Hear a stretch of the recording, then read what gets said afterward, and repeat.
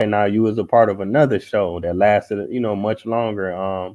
You was a co-creator of Mad TV. If you could talk about how that came about in your role in the sketches.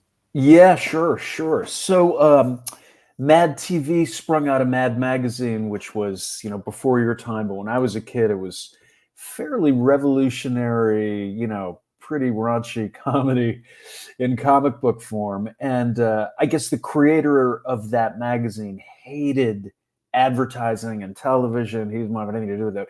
But when he died, the DC Comics owned the rights to the magazine. And when he died, the TV rights came up. They wanted to do TV. So Quincy Jones and his partner came or acquired the rights to Mad Magazine, and they started accepting pitches from writers to be the showrunners for for a television version of it. And my partner and I pitched to them. They liked our pitch better than anybody else's, and we went to Fox, and Fox knew us from In Living Color, and we pitched it. And so they gave us a pilot, and we shot the pilot. And like the night we shot the pilot, they were like, "Okay, we're going to give you guys a season." So we were up and running right away. Oh wow, that's real cool. If I could ask you, what was it like connecting with Quincy Jones? Because I always think of music. I didn't even put him with, comedy and Mad TV and all of that. Yeah, I think he got into television with The Fresh Prince of Bel-Air, and I don't know how that transpired, but he was an executive producer of that show and an owner of that show. So I think this was just a new extension of that business. He was, he wasn't, to be honest, he wasn't really around that much. I mean, I think he was like, helped set it up, and then, he was off to do one of his million projects. I think that was pretty close on the heels of all the Michael Jackson amazing albums. So he came around a few times, and it was always really an honor. I mean, the guy, what a genius. So, and he would do things like we would, excuse me, we would show him. I remember one time he came and we showed him a bunch of sketches, and he's a musician. So his criticism in his notes were like, guys, you need to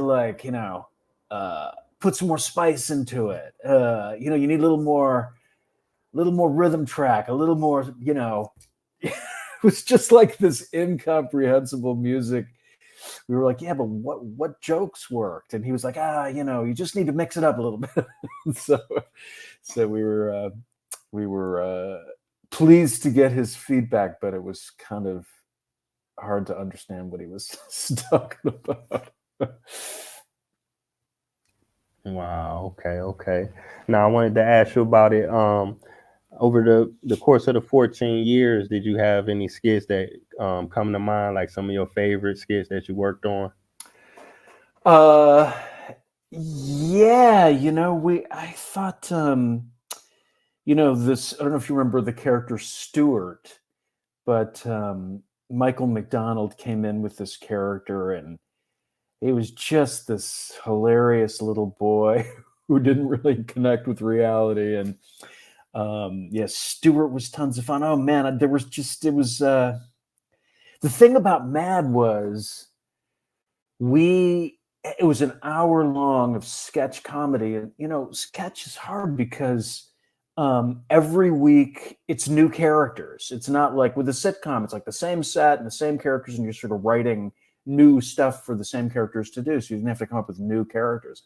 And this was like a whole new hour every week. I mean, we had recurring characters, of course, but it was grueling, tough working. But I'm trying to think of some of the stuff, man. Nothing comes to mind right now, but give me a minute. I'm sure I'll think of a few.